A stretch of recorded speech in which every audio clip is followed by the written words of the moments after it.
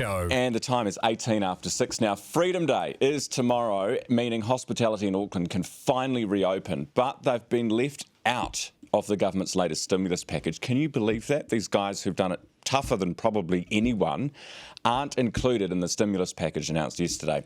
One of them is Hospitality New Zealand CEO Julie White, who is pretty frustrated, you have to say. Julie, good morning. Morena. So, I mean, yes, it's good. We are moving into the traffic light system, but what was up with the snub yesterday? Look, we were initially lost for words. We can't believe it. I was inundated with phone calls varying from this is a summer stinker, we're disgusted, this is a kick in the guts, this is a kick in the head, does the government not realise how hard we've done it?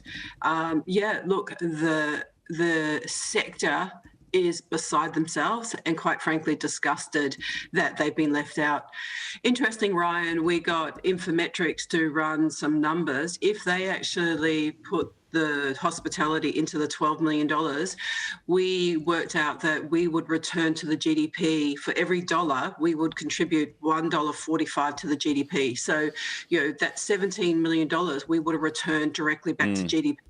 That's the value of hospitality. Yeah, the government's logic here, this is the argument they're making, right? Oh, if we give it to the, which by the way, most of them are council-owned, but give it to the zoos and the museums and whatnot, people will be out in the community, and while they're out, they'll get lunch too. Will they? You don't think so? Well, look, I think what the point here is that the hospitality sector has done it tough. They've had the toughest restrictions. And look, we do move to Freedom Day tomorrow and we do open, but we still have the toughest restrictions. Acknowledgement from the government that we have done it tough.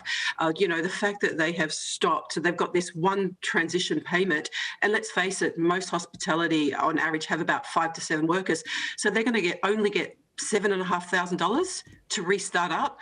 When we went hard and fast, I just want to remind you, we lost all of our stock. We had immediate losses. We've been in lockdown with zero revenue.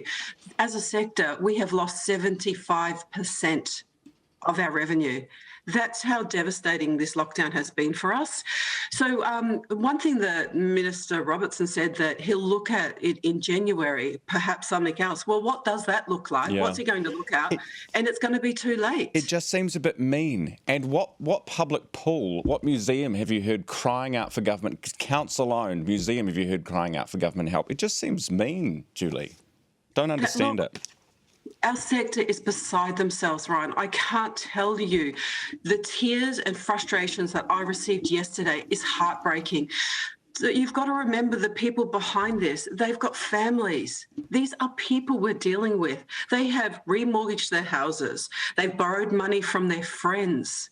They're willing to open up, but, you know, how much longer can they go on for? And it's going to be up to the government. They're going to have to step up and own the closures. Julie White, thank you very much for your time this morning. Hospitality New Zealand CEO Julie White.